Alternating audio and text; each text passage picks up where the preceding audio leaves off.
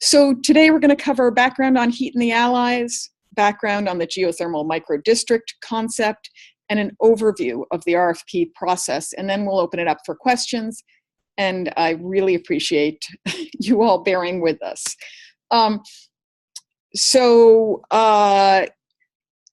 Please raise your hand at any point if any other technical difficulties happen.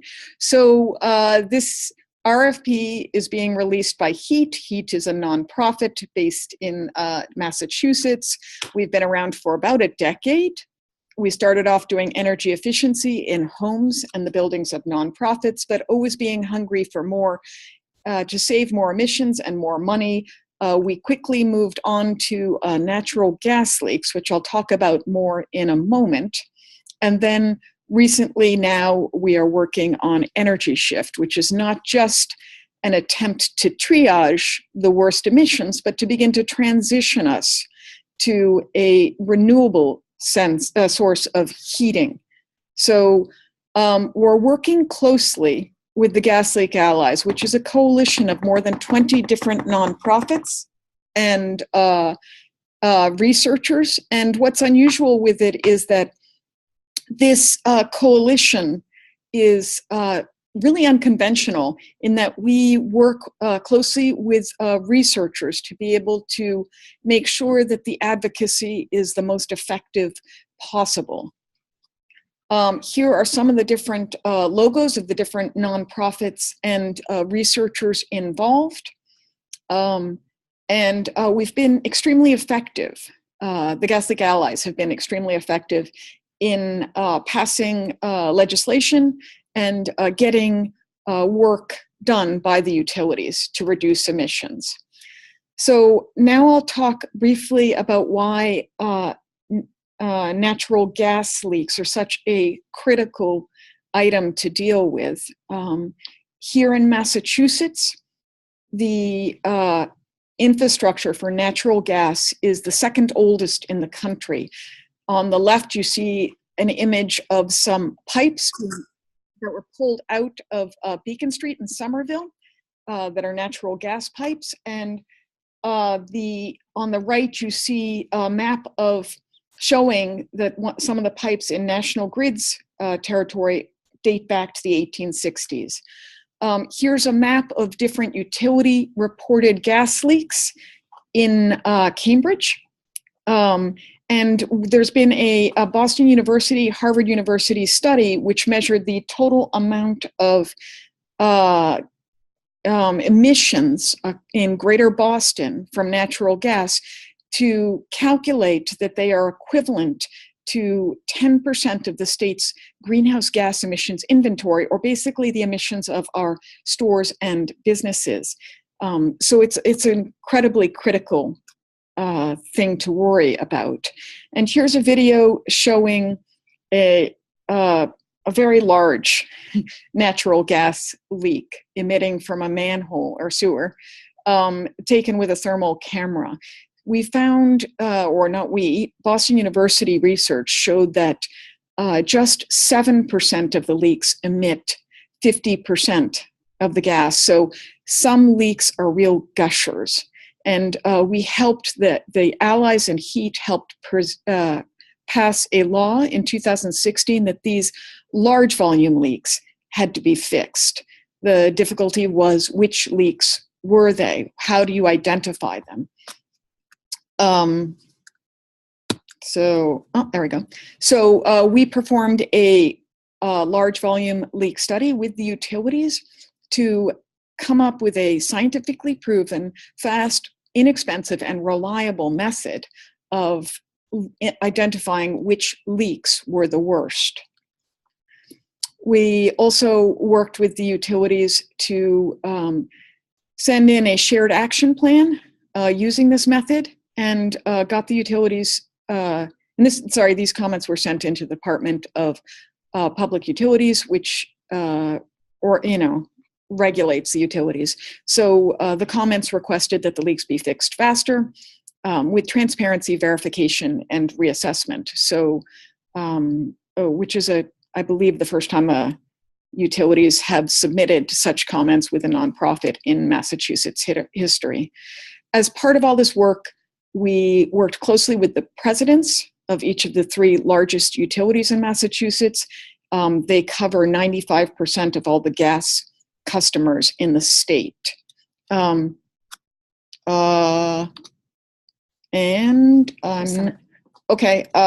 I'm going to skip that slide. We did a summit at MIT, where over 300 people were there, where we showcased our results. Oh, maybe it'll work. I really think that particularly in this time, the very idea that so many diverse stakeholders came together to work on solutions, find common ground, is really a model for so much of what we need to see happen. So that was Maura Healey, the Attorney General, who did the closing comments at our summit in MIT. What you should be getting from all of this is that we have created a huge stakeholder ecosystem, from state agencies to academia to utilities and legislature and regulators. And we thought whatever we did next, we wanted it to be large. We wanted to have a huge effect. So instead of just triaging the worst emissions possible, we thought it was time to begin to pull the fossil fuel infrastructure out of the ground, to begin to transition to a renewable system. And in thinking about this, we began to imagine the gas infrastructure as a large tree with its branches spread out across the state. Thinking of it this way, you don't cut a tree down by just sawing through the trunk, but instead you prune back the branches. So thinking of it this way, we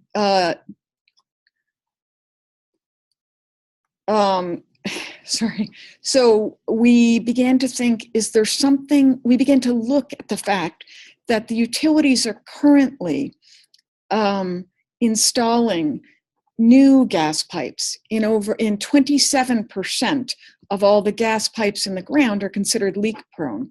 They are replacing these at a very fast rate at the cost, a total cost, current dollars will be over $9 billion. So we began to wonder, is this an opportunity for us to instead go to something different?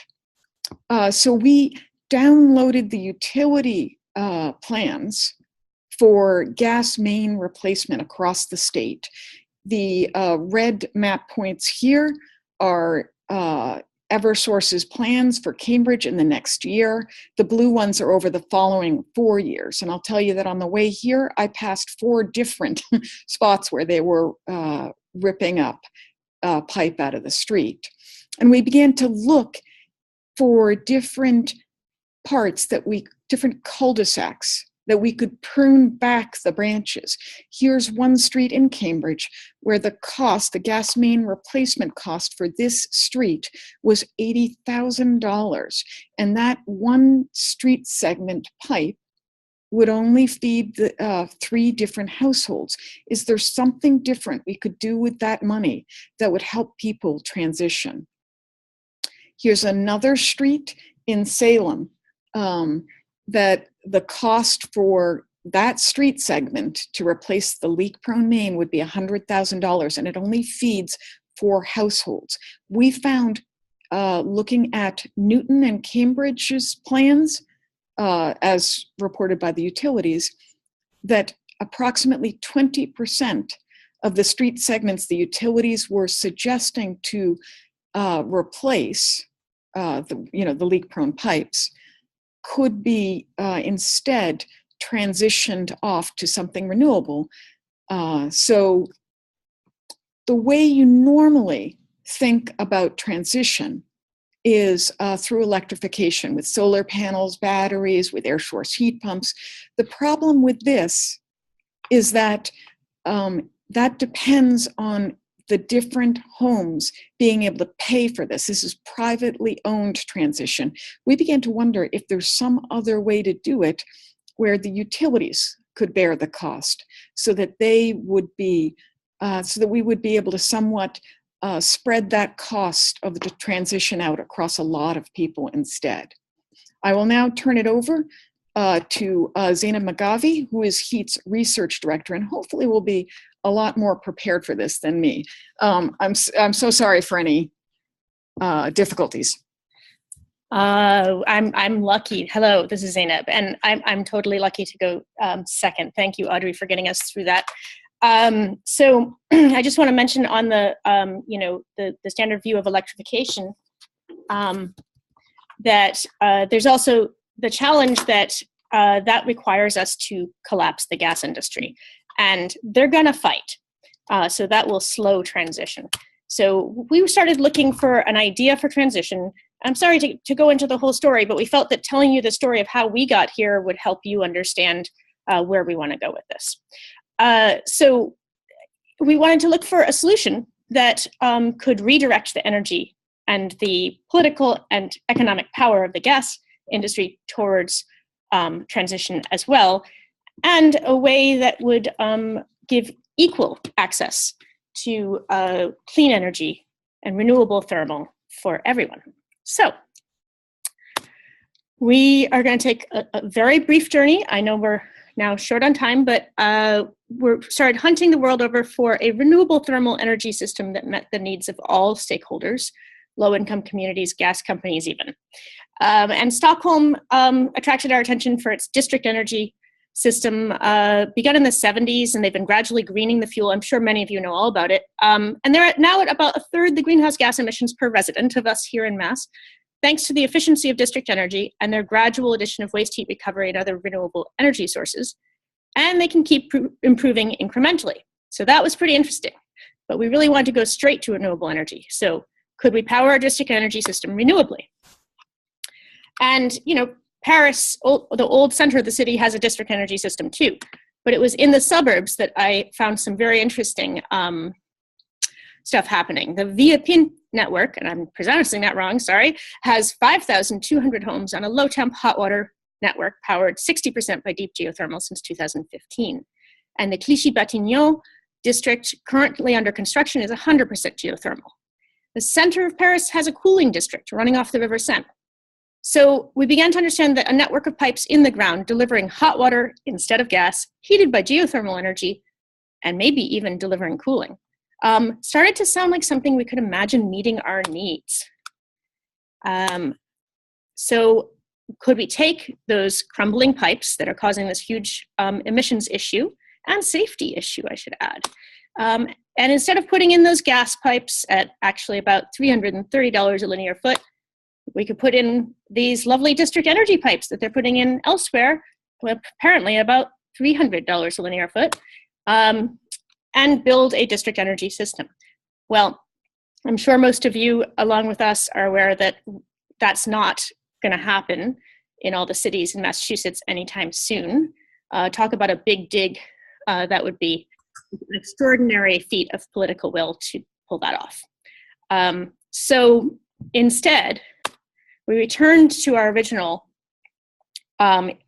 opportunity of these branches on the gas tree and thought, can we scale the district energy, geothermal district energy system down? Can we build a low temp hot water microdistrict heated by ground source heat pump using standard geothermal boreholes drilled in the street? What would that look like? So here's how this idea grew for us. You take that idea, this geothermal microdistrict, with a gas backup at the point at which the old gas network is still live, and you, yep, did you clicked correctly? Yes. Then build more microdistricts, moving the gas as backup, as you can see, back as you build. And as you get more and more of these branches interconnected, and you continue to connect them until you end up with a central plant by growing a tree in kind of a backwards way and growing a clean, renewable, resilient, and scalable energy system using hot water. And hot water doesn't explode, which is another big advantage. So is this actually possible? Part of that question is up to you. But I'm going to start by talking to you about what we are doing to make this actually happen, or some other great renewable thermal idea that comes along. Because we got excited about this and realized the scale that would take even for that first pilot in red, that first breaking ground. And decided we had to take on this challenge at 3 levels. So our strategy is we have to move households in the utilities and infrastructure level and the governance level in order to have this work. So we have to simultaneously lead change in all of those levels. And I'm going to start with the community level briefly, that we have to convince streets of gas customers to agree to transition off of gas. And while we're at it, convincing the whole Commonwealth too would be great. This effort intersects with our allies' Change the Narrative and Beyond Gas campaigns, and is begun on the foundation of the gas leaks work that Audrey shared. So what we found right away was that as long as people get cheap heat and hot water, they don't particularly care about the technology in their basements. What they do care about is their stove. So it's the heart of the home, the hearth, and it's the key barrier we identified to electrification of the home. So we created Taste the Future, which is an event that we've held 12 of to introduce households and groups of friends in a fun setting to the idea of a green and healthy future and the use of an induction stove instead of gas. They've been enormously successful with many confirmed gas to electric conversions and many more intended. And we're going to use this approach through our ally mothers out front to bring on lots of different chosen street segments with and have a competition with the first street segment where all the gas using residents agree to convert, getting free appliances and weatherization. So this is our strategy for the household conversion. On the utility level, the work we did last year on large volume leaks and the relationships we built are key.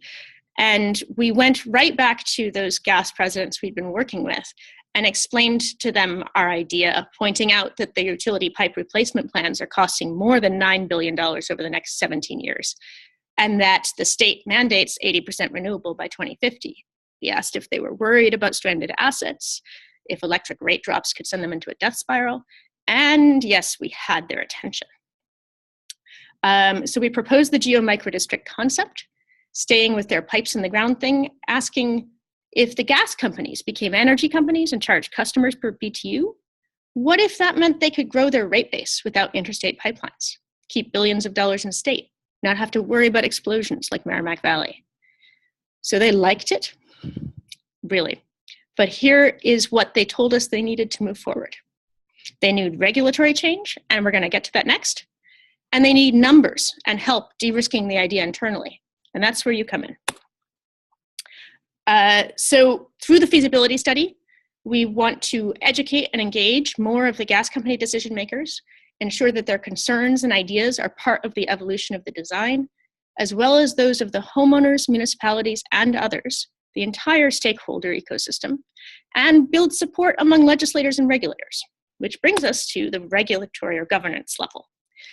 And let's see. First, we were told there were a lot of hurdles here, that this was quite a spaghetti pile of legislation and regulation. And so under a great bit of advice, we were able to insert a paragraph into the last summer's passed clean energy law that clears the way for the pilot study. It grants waivers as necessary for innovative projects to reduce greenhouse gas. So that's great, but we also needed to address the longer term barriers, and we've created a working group with the Attorney General's Office, Conservation Law Foundation, and the utilities, as well as others, to better understand, identify, and address these barriers. In the meantime, we are proposing legislation this January that is intended to change the incentives for gas companies, allow them to bill for BTUs, and create a renewable thermal credit market to help drive forward renewable thermal technology. So the legislators actually came to us asking for legislation on gas transition and safety.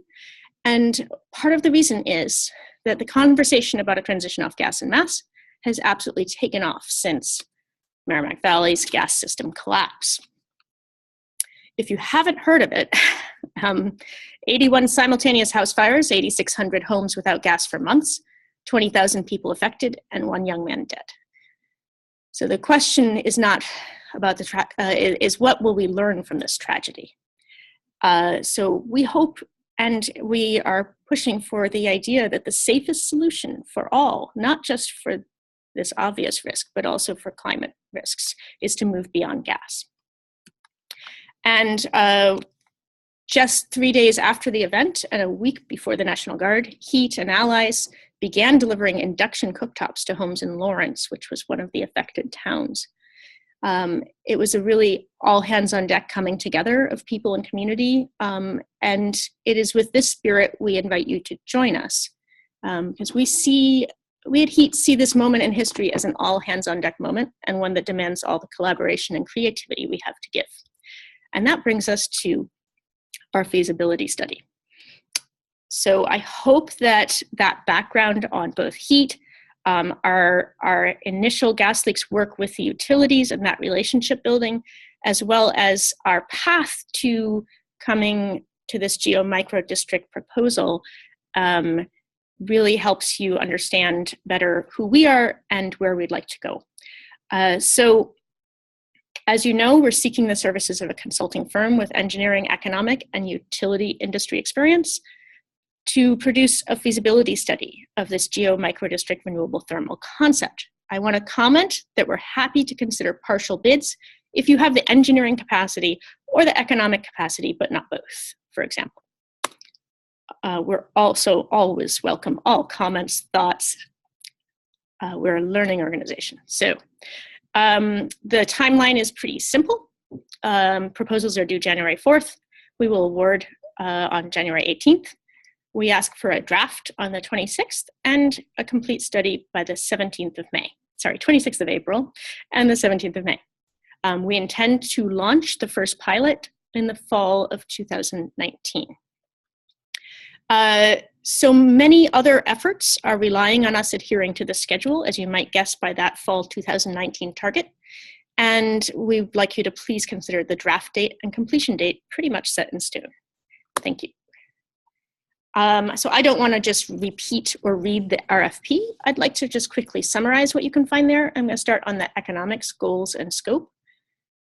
So we want to make sure we are tapping into as much experience as can be found the world over, and learning from everyone else's mistakes and successes, and identifying what is known and not known clearly, which informs a number of the bullet points in this section. We also want to look at the trade-offs around including cooling, and I'm going to come back to that one.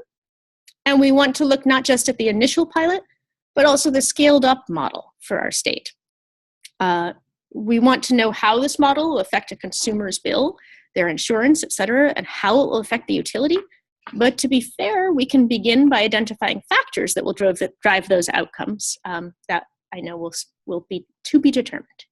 And finally, and this might be slightly surprising, we want to consider the health, safety, and well-being impact of this transition. Looking at the transition as a system solution, we want to look at the costs and benefits across the system. And we do have a group of professors at Harvard School of Public Health that's ready to advise on that. All right, moving on to engineering, and hold your questions. I promise we'll have time for them. I'm zooming along here. To be clear, both the economics and the engineering goals and scope are entirely interconnected, of course. So just as with economics, we want to make sure we know what is known. And we also want to identify the optimal parameters, selection criteria, limitations, et cetera, for location selection, design, mechanicals. We want to look at the challenges and advantages of scaling the pilot up, and the challenges and advantages of including cooling. finally, we want to look at the potential greenhouse gas impact of this project, of the transition, both on the pilot and the larger scale, to make sure we're evidence-based in our approach. So I'm going to just briefly dive a little bit into that design question I mentioned about heating district only or heating and cooling, because I think it might help us think about the project itself. So these drawings are obviously massively oversimplified, just to give an idea. So a hot water microdistrict loop heated by a heat exchanger, pulling temperature off of this geothermal borehole array and circulating that low temperature hot water by a pump to each customer. That allows inside the household a heat exchanger to do minimal work to pull needed BTUs incrementally off of that hot water supply. It also allows centralized energy sources and backup energy sources at a microdistrict and at a system level. So you see the gas backup supporting that heat exchanger. But as this is designed, it cannot supply cooling.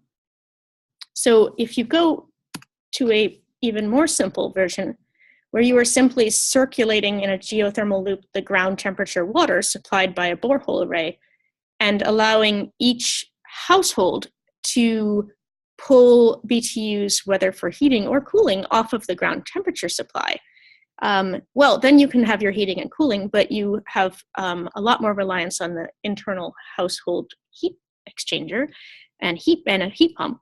And so you can't, as you scale up, have those centralized energy sources or backup energy sources possible at the system level. So that's trade-offs, and what we'd like to consider is whether there is some other design that could optimize both the efficiency, the quality, and the cost to allow for a cooling delivery while still allowing for that scaled up backup and resilience and efficiency. So I don't have the answer. We're hoping you'll help us with that. But I have a little sketch of, potentially there could be the geothermal loop separate from the district heat loop, which would then allow for an additional cooling loop, which sounds like a lot of loops. All right, so moving along. The elements of the proposal are pretty straightforward. A description of the firming team, scope and timeline, summary of criteria and process, factors, etc. We do want you to describe the stakeholder engagement and the concept iteration approach. It's pretty essential to us that we have that be at the center of the process, that everyone's feedback and engagement is as important as the outcomes. So we also are really welcome, I mentioned we're a learning organization, please point out the missing elements in our scope. So it will be reviewed by a team of 5, 3 from HEET.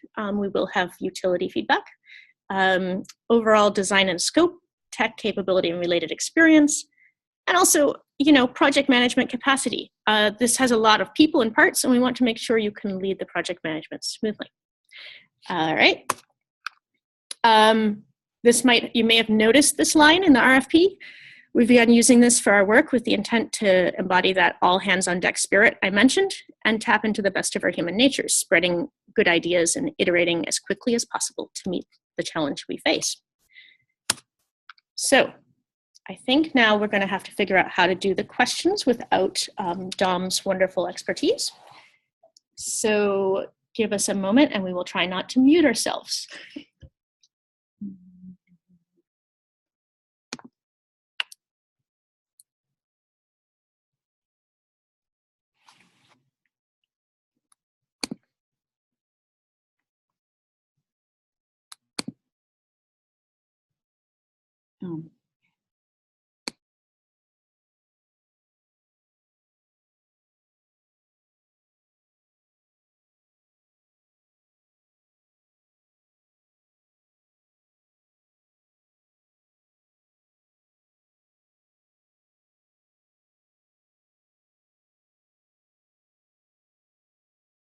So Okay, so we're asking people to type in your questions to the chat. If you have found the chat, I know I can see a lot of you successfully found it because of our muting earlier.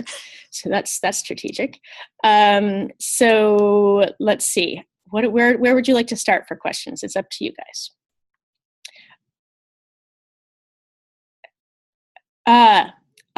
Thank you. Yes, so will the winner of the feasibility demo phase be eliminated from future contracts and applications? No, we have no intention of doing that. That was easy, thank you. Next.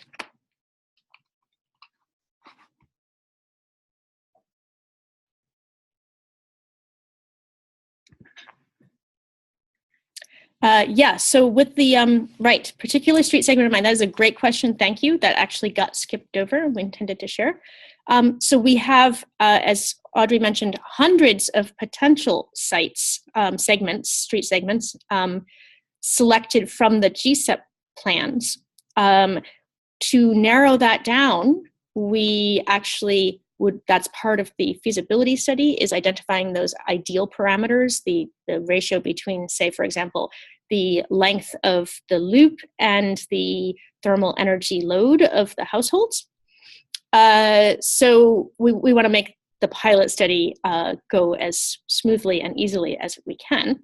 That said, we do have a very high level of interest in doing this pilot in the Merrimack Valley area. It would be very symbolic, and Columbia Gas is interested in doing it there for, as you might guess, good reasons. We also have a lot of interest from Cambridge, and that may be an easy crowd to move with us. And we have a lot of interest from some municipal towns. So let's see. The other thing that I realized we forgot, and I'm going to answer this even though you didn't ask, is that we did work with the utilities, have developed relationships, but we do not take a penny or a dime or anything from them. We are entirely independent, and our funding comes from local foundations and donations. So just so you are comfortable and know where that's coming from. Let's see.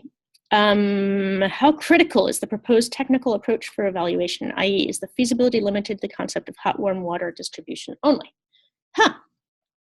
All right.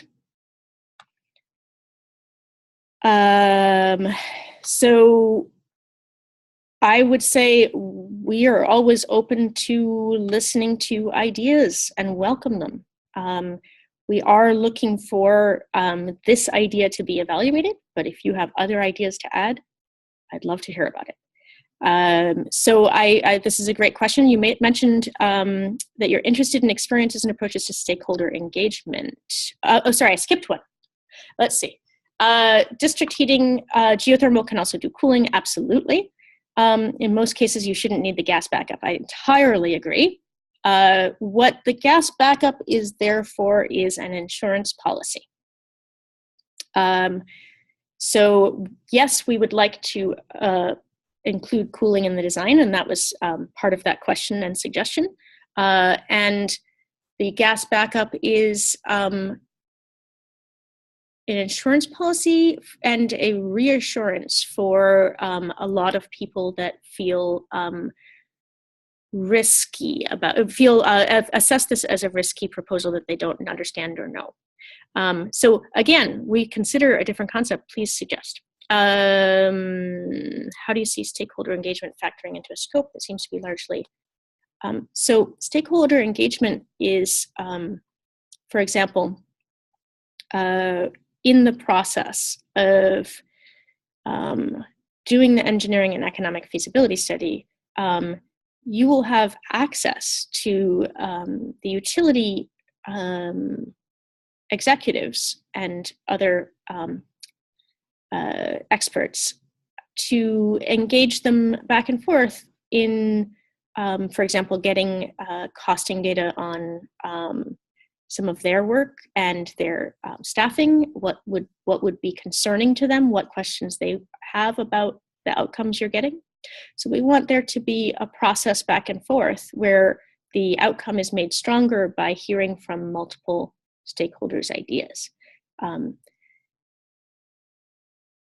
Oh, sorry. I did not mean to say deep geothermal boreholes.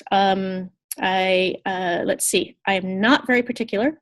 I assumed that the attractiveness of this idea was that we would be distributing the geothermal energy generation across a large area by using shallow geothermal, not deep geothermal as in what they run in Iceland, but and Paris's district, but rather shallow standard geothermal boreholes for a gas for a ground source heat pump system, but distributed through the street, which the utilities have access to.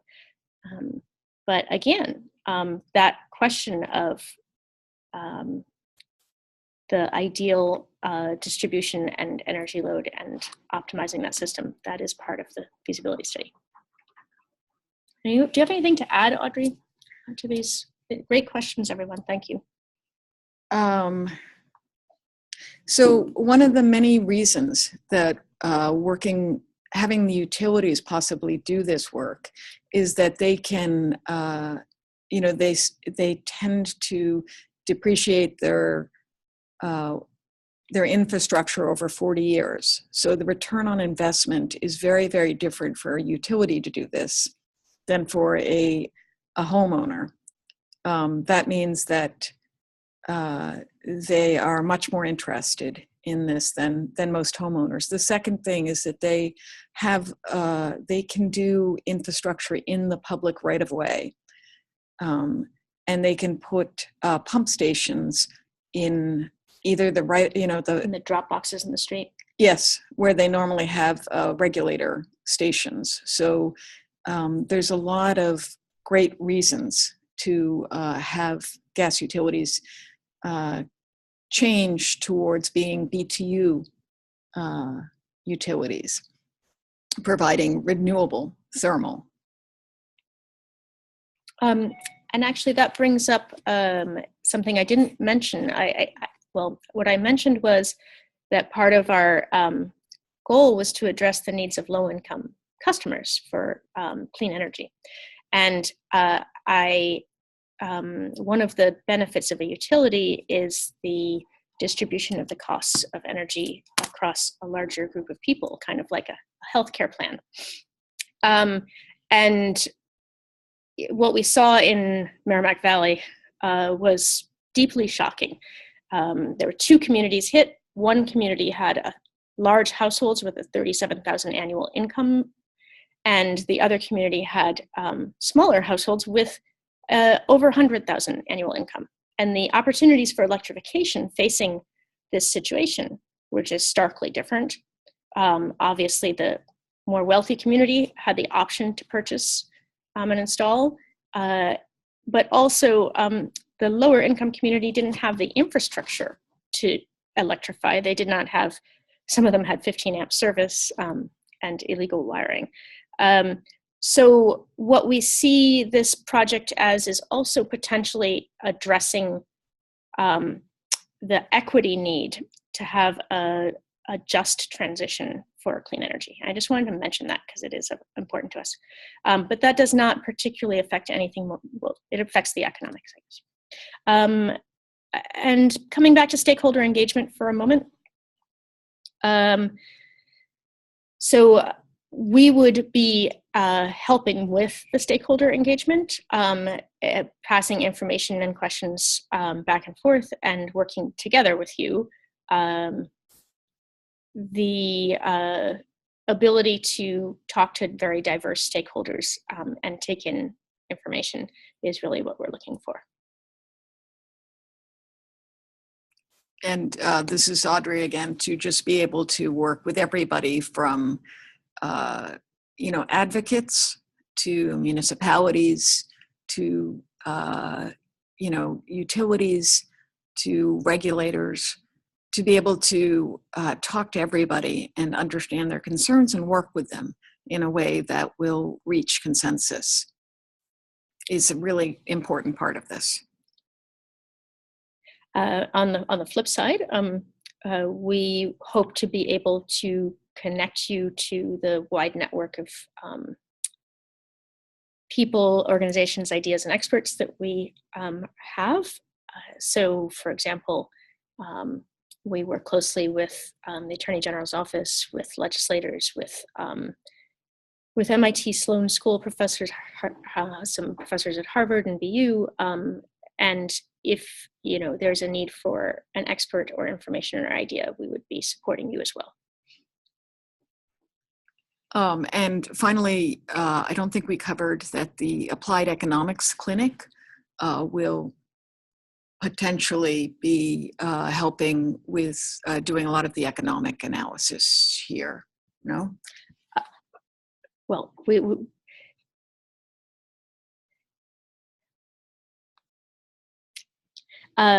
yeah, so the Applied Economics Clinic may be able to fund additionally. So we actually, that comes to the budget, which we didn't mention. So the budget is, we want you to go ahead and propose what you think the feasibility study as described will cost, and highlight what you can do for that budget. We are flexible and working to engage others as well. Anything else at all? I'm gonna just pause and wait for, we are at 11:50, which is right on time. Sped up a little after our muting in the beginning. And we're gonna tell, yep, what data does HEET and its advisors intend to provide to the consultant? Ah, yes. Okay. Yeah. So what we have ready for you is we have the GSEP plans and costing, some of the utility costing. We have municipal data, and we have, yeah, well, there's additional data available through the utilities should you want it. And some municipalities are willing to share data on their households and other things. I'm just thinking this one out because I didn't have that answer prepared.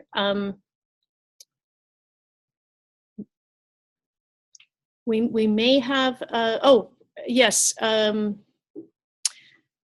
the question about health impacts, that we have data for doing that analysis, and probably someone to do it, to help do it.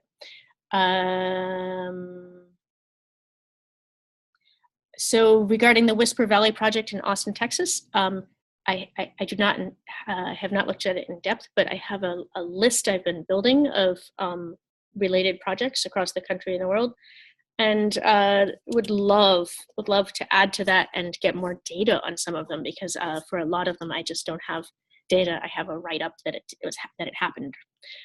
So perhaps you will know more. On the additional partner, Applied Economics Institute, what I was, sorry, that was a little vague. There is a possibility that they would be funding their own economic analysis and able to do part of that, which would open up more funds for the engineering analysis. I'm sorry to be vague and flexible about that, but what I'm trying to imply is that we're trying to make this happen as best it can. And we want it to be a job well done, and we will keep working to get whatever we need to do it.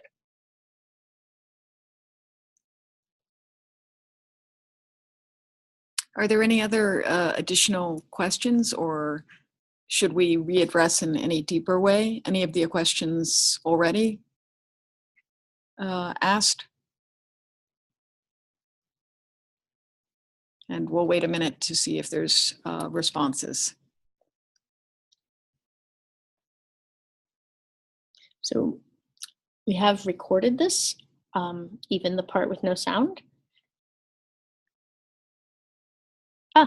Thank you for that tip on the Whisper Valley project. see.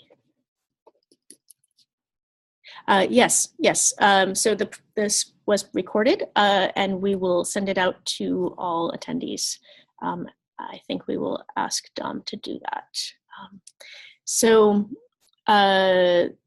There's another fun side item to mention, which is in the process of dealing with the Merrimack Valley gas system collapse. Some of us did a very back of the envelope calculation of the thermal energy potential of the Merrimack River, and came out very roughly with about 500 megawatts, pulling just 1 degree off the river. And a group, an innovation, cross-school innovation group at Harvard has taken on that idea and is going to be working on it over the next few months, and about the same timing as this feasibility study. So if anyone thinks that's a lot of fun, happy to connect you to that as well.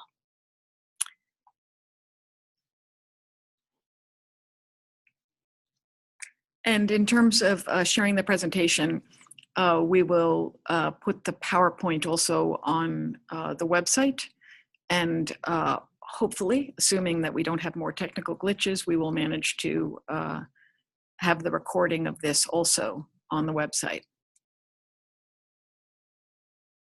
Are there any additional questions? And we really appreciate everybody's patience with our technical difficulties here.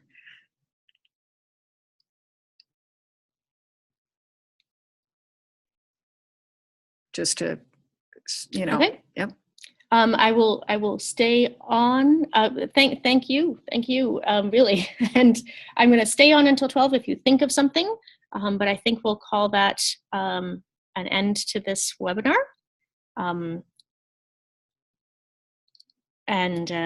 Yeah, I have to say I'm really excited about the potential. I'm not wedded to any one idea, but I just think that we can make something happen. So I hope to work with all of you.